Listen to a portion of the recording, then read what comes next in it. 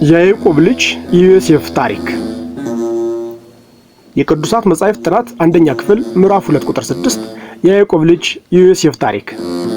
በስመ አብ ወወልድ ወመንፈስ ቅዱስ አሃዱ አምላክ አሜን። ልጆች እንደምሰነበታችሁ። በቸርነቱና በምሕረቱ እስከሳጠበቀን የአባቶቻችን አምላክ የሰራዊት ጌታ እግዚአብሔር ስሙ የተመሰገነ ይሁን። እናታችን አምላክ ወላዲተ አምላክ እርሷ ምስጋናችን ይድረስልን። እንደ እግዚአብሔር ቅዱስ ፈቃድ በዛሬው ዕለት ደግሞ የምንመለከተው የያዕቆብ ልጅ የዮሴፍ ታሪክ የሚለውን እንመለከታለን። የያዕቆብ ልጅ የዮሴፍ ታሪክ የቅዱሳት መጻሕፍት ጥናት አንደኛ ክፍል ምዕራፍ 2 ቁጥር 6 ላይ ደርሰናል። በዛሬው ዕለት የምንመለከተው እንግዲህ የያዕቆብ ልጅ የዮሴፍ ታሪክ የሚለውን እንመለከታለን ማለት ነው። ልጆች ይህንን የያዕቆብ ልጅ የዮሴፍን ታሪክ መማራችን ምንድነው የሚጠቅመን?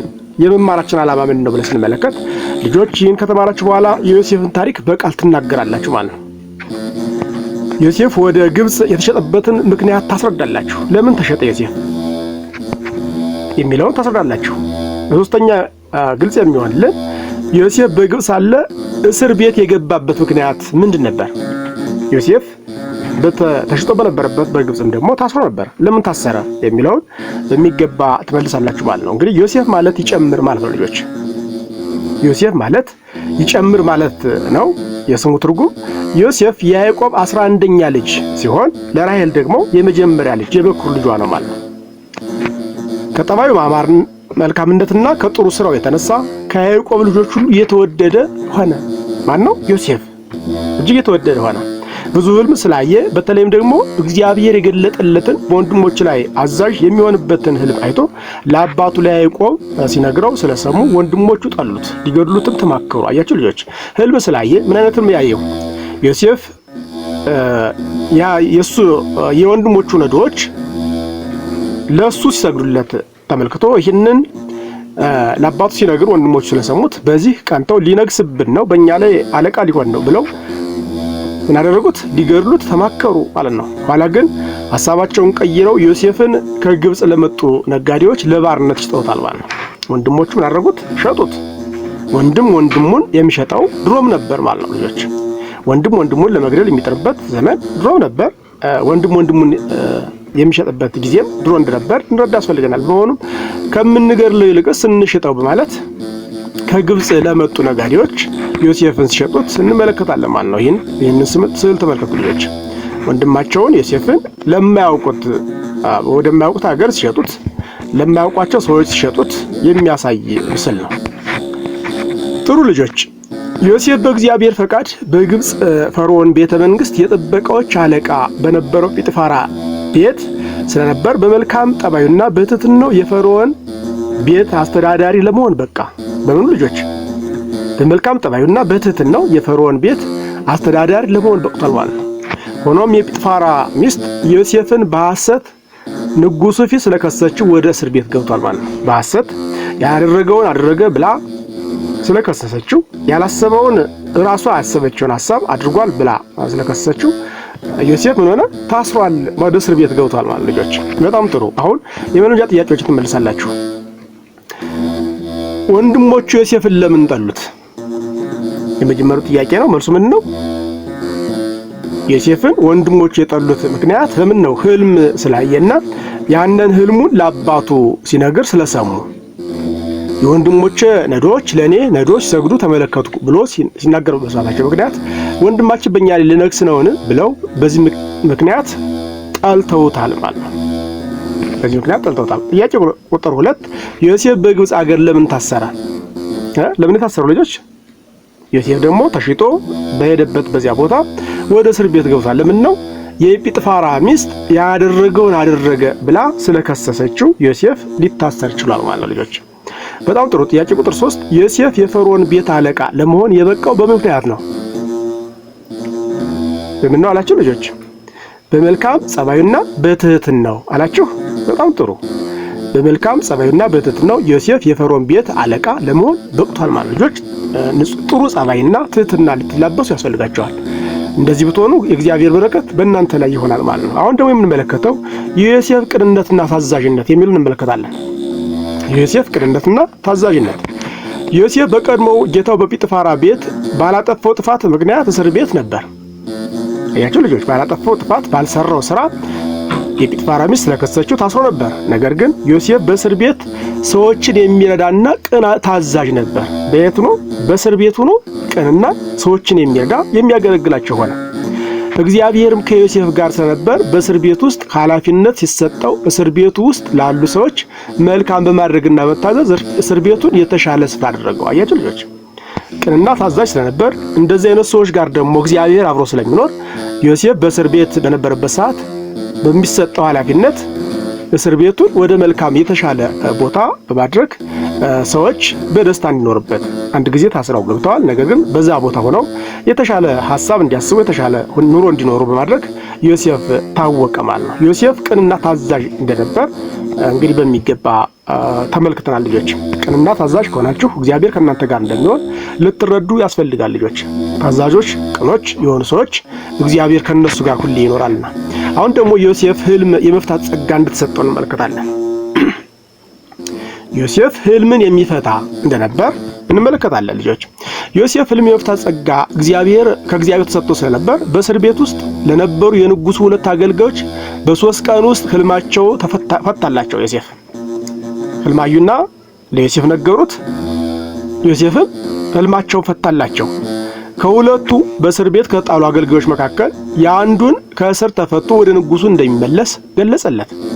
ከእስር የተፈታው አገልጋይን ዮሴፍ እንዳይረሳው አሳስቦት ነበር። ደግሞ አያችሁ፣ ያንኛው ሰው ሲፈታ፣ ህልም የፈታለት ሰው ሲፈታ እኔን እንዳትረሳኝ አደራ ብሎ ዮሴፍ ያንን ሰው አሳስቦት ነበር። ይህ አገልጋይ ግን ከእስር ከተፈታ በኋላ ዮሴፍን ለረጅም ጊዜ ረስቶት ነበር። አያችሁ ልጆች፣ ሰዎች ይረሳሉ። መልካም ያደረጋችሁላቸው ሰዎች ሁሉ እናንተ ሊረሷችሁ ይችላሉ። ነገር ግን ማን አይረሳም? እግዚአብሔር አይረሳም እንጂ ሰዎች አደራ ብትሏቸው እንኳን ሊረሷችሁ እንደሚችሉ የሚያስረዳ ታሪክ ነው ልጆች። ስለዚህ ይህ ዮሴፍ ህልም የፈታለት ያንን ሰው እንዳትረሳይ ከእስር ቤት ከተፈታ በኋላ በ3 ቀን ከእስር ቤት ትፈታለህ፣ ነገር ግን ከእስር ቤት ከተፈታ በኋላ እንዳትረሳኝ አደራ ቢለውም ነገር ግን ረሳው ይላል። አያችሁ ልጆች፣ ጥሩ። አሁን ደግሞ የምንመለከተው የፈርዖን ህልምና የዮሴፍ ከእስር መፈታትን የሚለውን እንመለከታለን። የፈርዖን ምንድን ህልምና የዮሴፍ ከህልም መፈታት። በኋላም ይህ አገልጋይ ፈርዖን ህልም አይቶ ህልሙን የሚፈታለት እንዳጣ በሰማ ጊዜ ዮሴፍን አስታወሰው። አያችሁ ልጆች፣ መጀመሪያ ረስቶት የነበረውን ዮሴፍን ምናረው አስታወሰው። ለምን? ህልም የሚፈታ ንጉሱ ፈርዖን ህልም አየ። ያንን ህልም የሚፈታ ባጣ ጊዜ እግዚአብሔር ዮሴፍን ትዝ እንዲለው ያን የተፈታውን አገልጋይ ዮሴፍ ህልም የመፍታት ጸጋ እንዳለው ለንጉሱ ነገረው ማለት ነው። የፈርዖን ህልም የሚፈታ ዮሴፍ የሚባል ወጣት ልጅ በእስር ቤት እንዳለ በመናገሩ ዮሴፍም የፈርዖንን ህልም ለመፍታት ከእስር ቤት ወጥቷል ማለት ነው። ምን ለማድረግ? የንጉሱን ህልም ለመፍታት ከየት ወጣ? ከእስር ቤት እንደወጣ እንመለከታለን ማለት ነው። ማን አስተዋሰው? ያ ልጁ ቢዘነገውም ቢረሳውም እግዚአብሔር ግን ዮሴፍ ከእስር ቤት እንዲፈታ ፈቃዱ ስለሆነ ንጉሱ ህልም እንዲያደረገ ያየው ህልም ደግሞ እንዲጠፋው አደረገ። ያንን ህልሙ እንዲፈታለት የሚፈታለትም ሰው እየፈለገ በነበረበት ሰዓት ባጣም ጊዜ ያ ቀድሞ የተፈታው አገልጋይ ዮሴፍ የሚባል ሰው ህልም የሚፈታ ሰው እስር ቤት ታስሯል ብሎ ንጉሱ በመንገሩ ምክንያት ፈርዖንም ዮሴፍ የሚባለውን እስረኛ እንዲያስወጡት አዘዘ። ዮሴፍም ከእስር ቤት ተፈቷል ማለት ነው። ዮሴፍም የፈርዖንን ህልም በትክክል ስለፈታለትና ከጭንቀቱ ስላገላገለው በቤቱና በመንግስቱ ላይ ሁሉ ባለስልጣን አድርጎ ሾመው። ልጆች እግዚአብሔር ከእርሱ ጋር ነውና ዮሴፍ እግዚአብሔር ከእርሱ ጋር ነውና ፈርዖን ያየውን ህልም በሚገባ ፈታለት። ንጉሱም በዚህ ስለተደሰተ ጭንቀቱም ከእርሱ ስለተላቀቀው በመንግስቱ ሁሉ ባለስልጣን አድርጎ ሹሞታል ማለት ዮሴፍን። ያቺ ዮሴፍን እንዲያድርጎ ህልሙን አስፈትቶ እንደሾመው ይህ የእግዚአብሔር ስራ እንደሆነ ታስተውሉ ያስፈልጋቸዋል ልጆች። በጣም ጥሩ። አሁን ደግሞ የመለጃ ጥያቄዎች እጠይቃቸዋለሁ። ጥያቄ ቁጥር 1 ዮሴፍ በእስር ቤት ሳለ የነበረው ህይወት ምን ይመስል ነበር?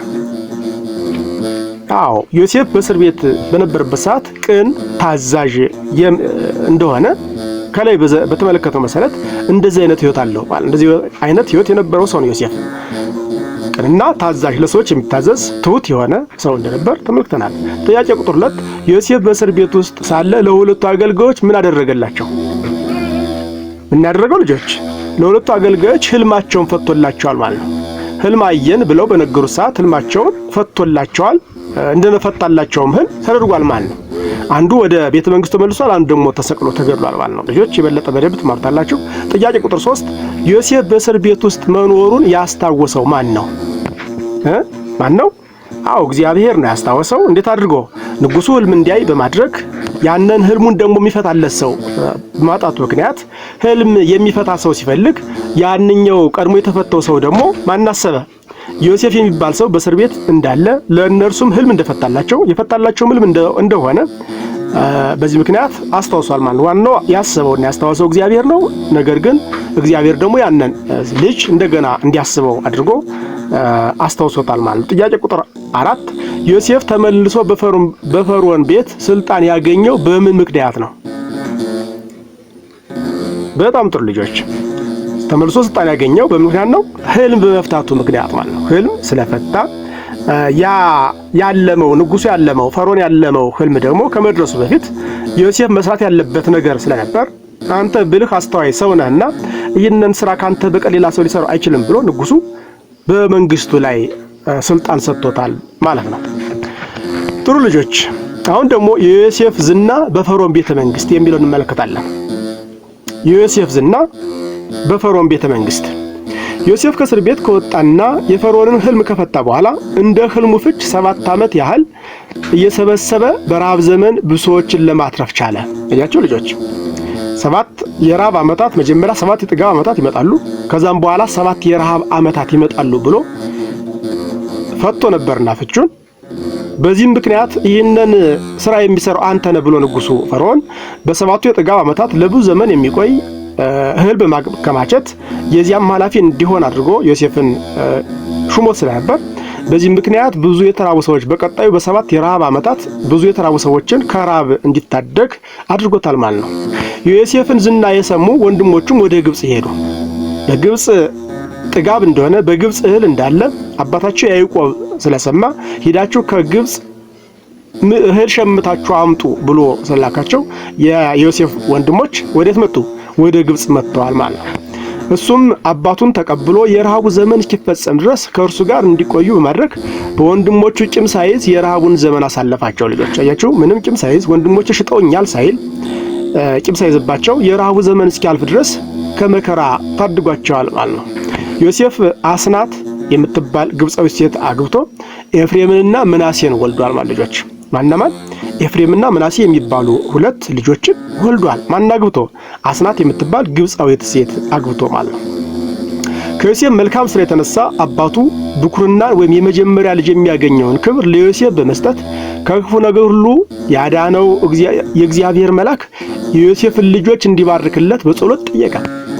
እነርሱም በአባታቸው በዮሴፍ መልካም ስራ በስተው ነገደ ምናሴና ነገደ ኤፍሬም ተብለው ለመጠራት በቅተዋል ማለት ልጆች። እያችሁ አባታቸው ታላቁ ያዕቆብ ስለባረከው የብኩርናን በረከት ስለባረከው ልጆቹ የዮሴፍ ልጆች ሆነዋል፣ ተባርከዋል ማለት ነገደ ምናሴና ነገደ ኤፍሬም ተብለው የተባረከ ትውልድ ተፈጥሯል ማለት ልጆች። ያችሁ የዮሴፍ ወንድሞቹ ለዮሴፍ ሰግዱለት አይቶ ነበር። የወንድሞቼ ነዶ ወደ ለኔ ነዶ ሲሰግዱ አየሁ እንዳለ እግዚአብሔር ያሳየውን ህልም ስለማያስቀር የታየው ህልም እውነት ሆኖ ወንድሞቹ ለዮሴፍ ሰግደዋል ማለት ነው። ለዮሴፍ ሰግደዋል። ዮሴፍም እድሜው እየገፋ ሲመጣ በሞትበት ወቅት ግብጽ እንዳትቀብሩኝ ከዚህ ሀገር ወስዳችሁ የአባቴ ሀገር ከነዓን እንድትቀብሩኝ ብሎ ቃል በማስገባቱ በሞተ ጊዜ ወደ እስራኤል ወደ ከነዓን ወስደው ቀብረውታል ማለት ነው። በዚህ እንዳትቀብሩኝ ምክንያቱም ከግብጽ መውጣት እንዳለ ወደ አባቱ ሀገር መመለስ እንዳለ ይህ የአባቶች ትንቢት እንዳለ ስለሚያውቅ ዮሴፍ ለወገኖቹ ምን አላቸው?